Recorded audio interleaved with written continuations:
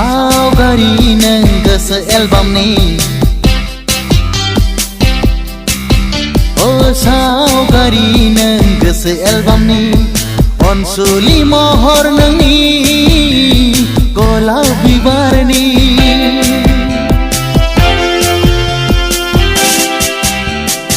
मुसुखाबादि नोंनि महरा मुसुखाबादि नोंनि महरा जाखांफैयो गोसोनि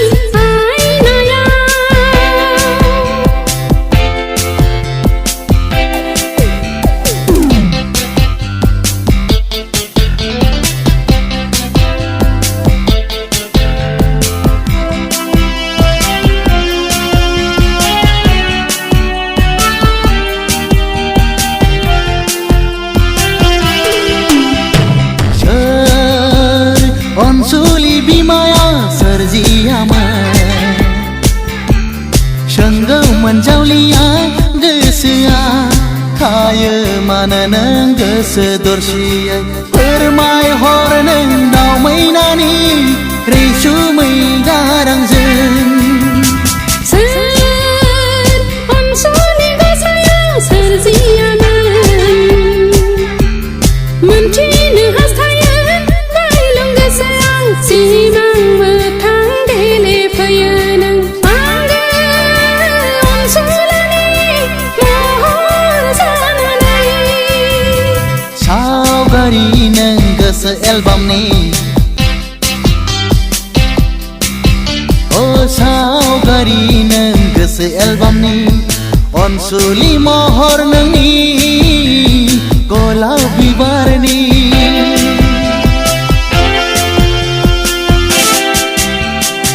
मुसुखाबादि नोंनि महरा मुसुखाबादि नोंनि महरा जाखांफैयो गोसोनि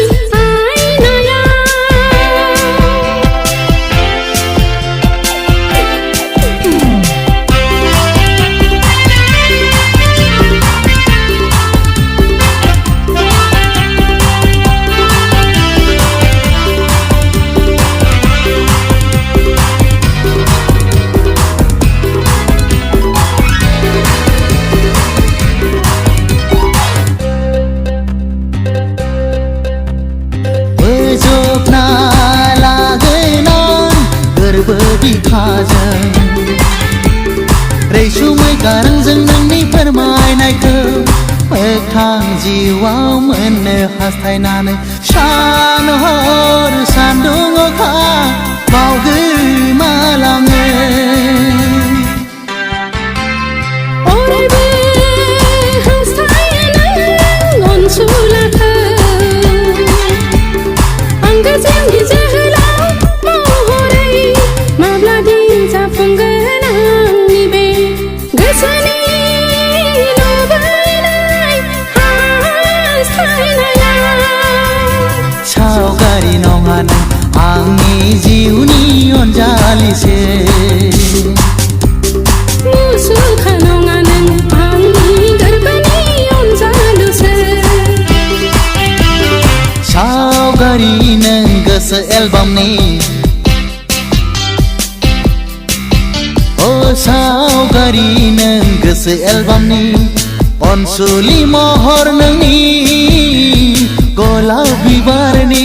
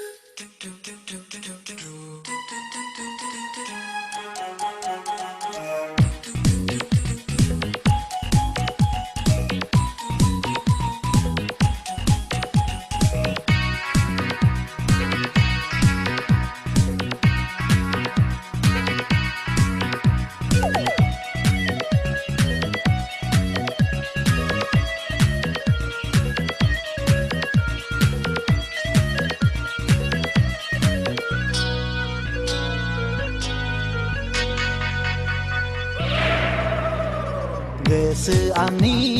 नोंखौल' हास्थायसै मेगन आंनि नोंखौल' नोजोर लासै अनजालि अनजालि अनजालि ओइ अनजालि ओइ अनजालि ओइ अनजालि गोसो आंनि नोंखौल' हास्थायसै मेगन आंनि नोंखौल' नोजोर लासै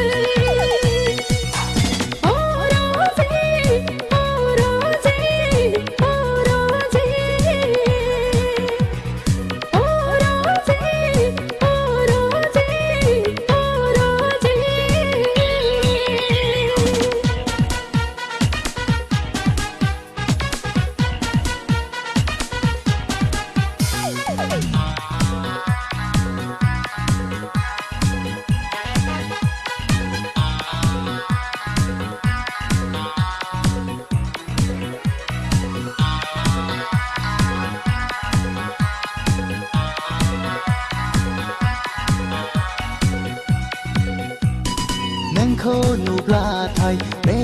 समायना बुहुमखौनो बावगारलांसै आंलाय नोंखौ नुब्लाथाय बे समायना मिथिंगाखौनो बावगारलांसै आंलाय नोंनि महरखौ नायै नायैनो जालांबाय आंलाहाय जावलिया नोंनि देहा सोलेरखौ आसा लायै लायैनो जालांबाय आंलाय भागिनि गोसो आंनि नोंखौल' हास्थायसै मेगन आंनि नोंखौल' नोजोर लासै अनजालि अनजालि अनजालि ओइ अनजालि ओइ अनजालि ओइ अनजालि गोसो आंनि नोंखौल' हास्थायसै मेगन आंनि नोंखौल' नोजोर लासै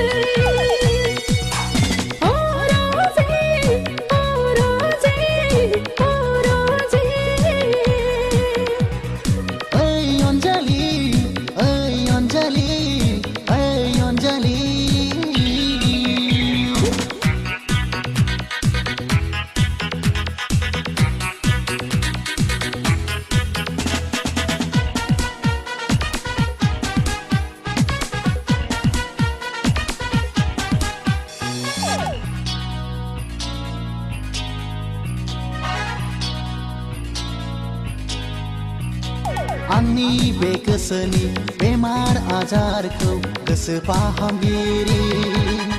जानानै फाहामफैदो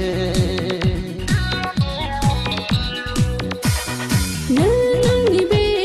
दुंग्लोबनाय सोलेरखौ दैमुनि गुसु दै जानानै सुग्लाय होफैदो फै अनजालि फै अनजालि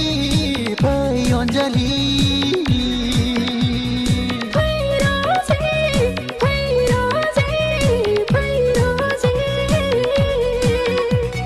जों सानैजों गोसोनि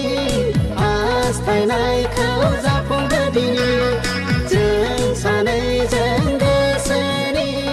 हास्थायनायखौ जाफुंहो दिनै गोसो आंनि नोंखौल' हास्थायसै मेगन आंनि नोंखौल' नोजोर लासै गोसो आंनि नोंखौल' हास्थायसै मेगन आंनि नोंखौल' नोजोर लासै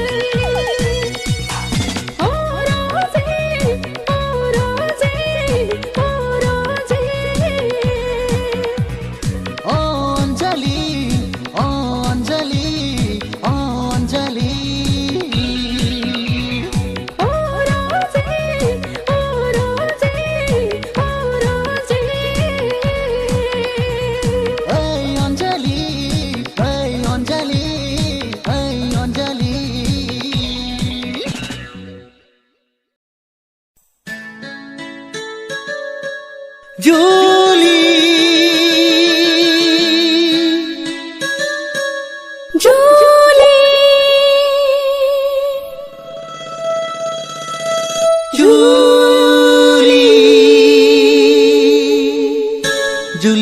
जाथारगोन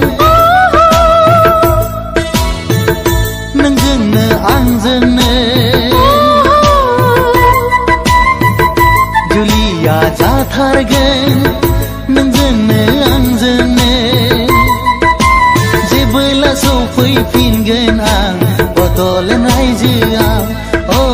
जेबोला सफैफिनगोन आं बड'लेण्ड रायजोआव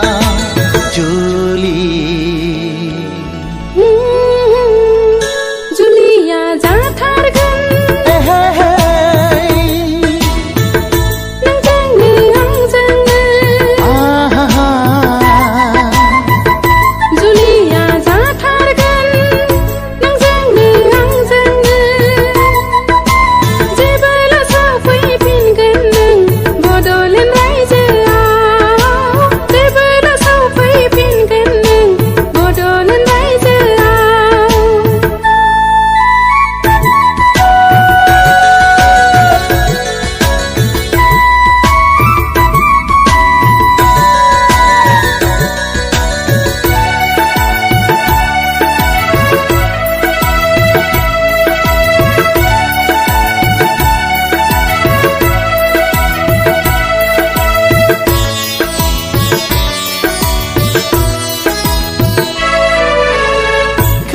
खोलो बारनि बारनायजों देलाय मालाय थाबाय था सना नोङो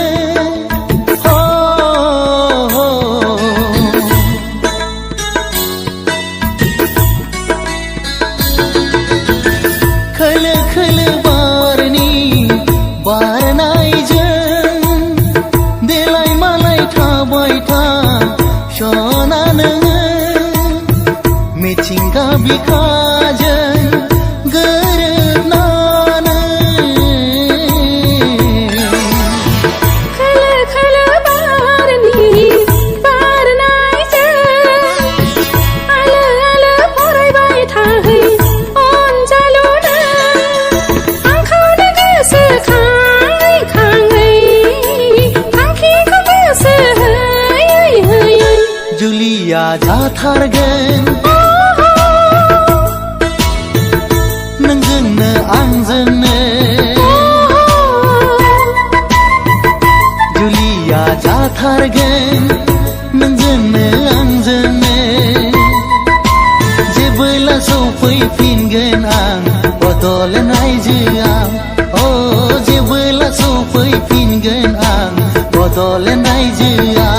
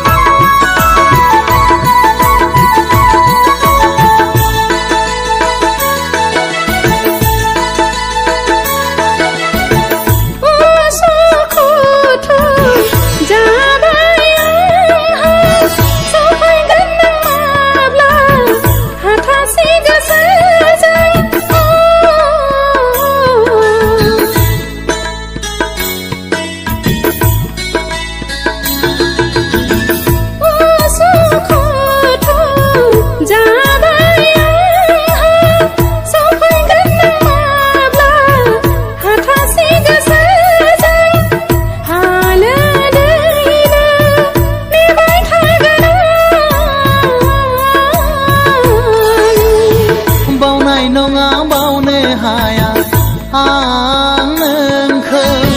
जोथोन लागोन अराय सम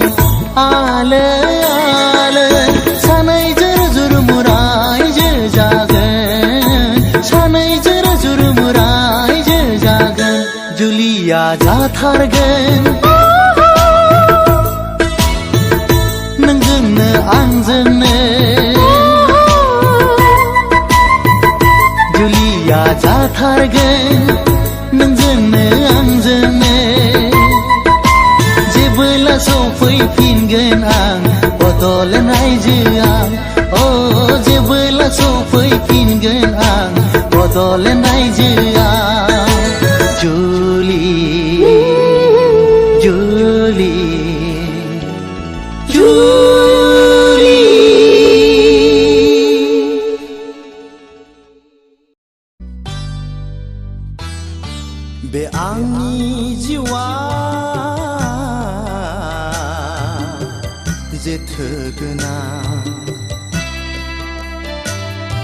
बे मुलुग संसारा जेथो गोनां सोर खेवगोन बे आंनि जिउनि जेथोखौ सोर मदद खालामगोन बे आंनि दुखुखौ गैला गैला बिमा बिफा बिब' बिनानाव आंहा बे मुलुग संसारा बे आंनि जिउआ जेथो गोनां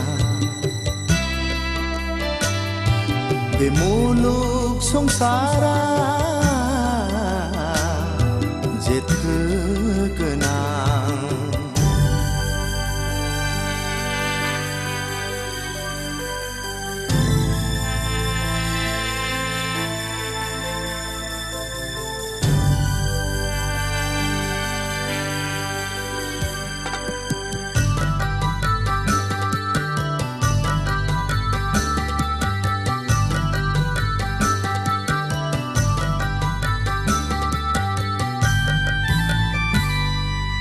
बै अखोरांनि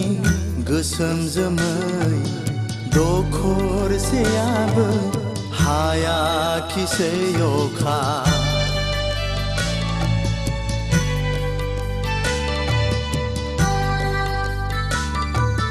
बै अखोरांनि गोसोम जोमै दखरसेयाबो हायाखिसै अखा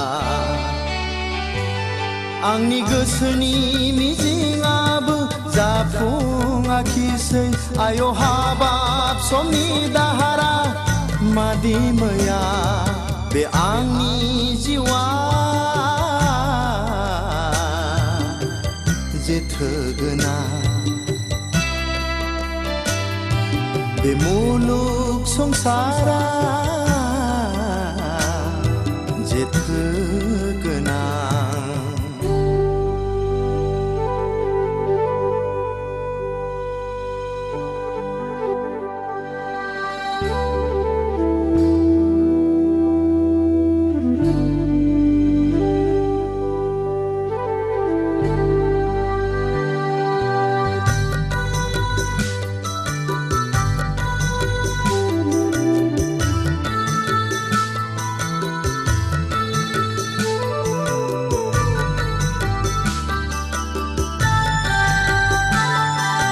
दुखु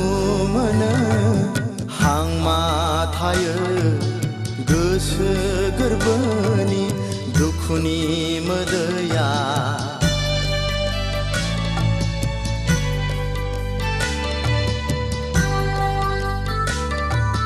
दुखु मोनो हांमा थायो गोसो गोरबोनि दुखुनि मोदैया आंनि थाइनै मेगनजों बोहैबोयो बे आंनि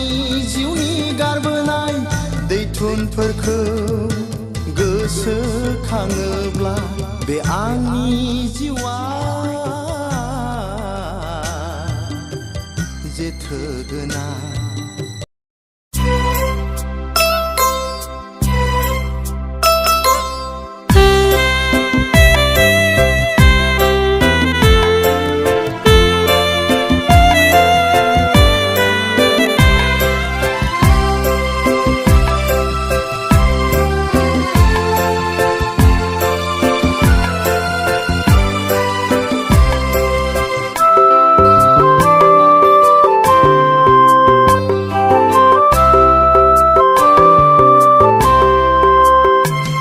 आंनि नोंखौ मोजां मोननाया दैमु निजिरा बादिनो गोथार जे आंनि नोंखौ गोसो थोनाया सान अखाफोर बादिनो सैथो रोजे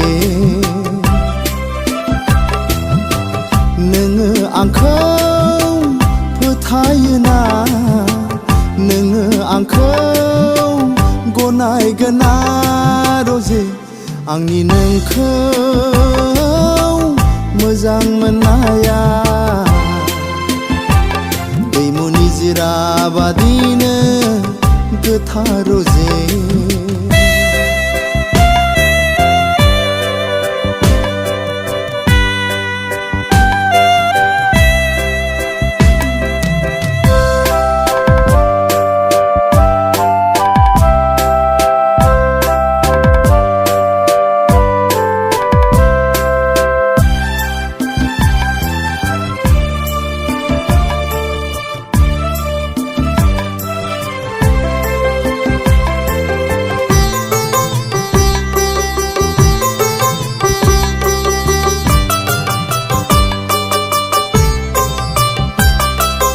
गोसो मेगनाव आंनि नोंदि मामाया गेलेयो गोरबो बिखायाव आंनि नोंनो उफ्ले उफ्ले थायो बावनो हाया नोंखौ आङो दान्दिसेबो मादि सोमोनांथाव मुहिनि गोनां आंनि नोंखौ मोजां मोननाया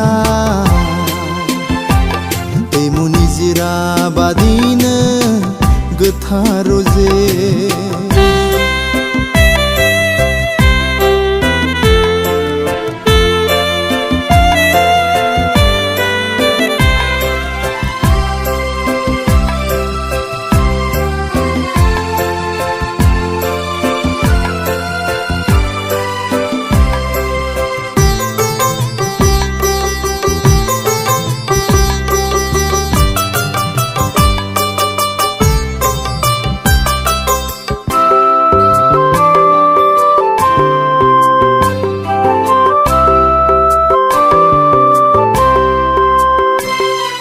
सम बुब्लिया आंना नोंखौ साननानैनो बारलाङो सिमां मिजिंखौ आङो नोंखौ लानानैनो सुजुयो नागार हाया नोंखौ आङो बे जोनोमाव सना नोंनो आंनि आंगो जाखाबाय आंनि नोंखौ मोजां मोननाया दैमु निजिरा बादिनो गोथार रजे आंनि नोंखौ गोसो थोनाया सान अखाफोर बादिनो सैथो रजे नोङो आंखौ फोथायोना नोङो आंखौ गनायगोना रजे आंनि नोंखौ मोजां मोननाया दैमु निजिरा बादिनो गोथार रजे आंनि नोंखौ मोजां मोननाया दैमु निजिरा बादिनो गोथार रजे दैमु निजिरा बादिनो गोथार रजे दैमु निजिरा बादिनो गोथार रजे Subscribe now and press the bell icon. Never miss an update.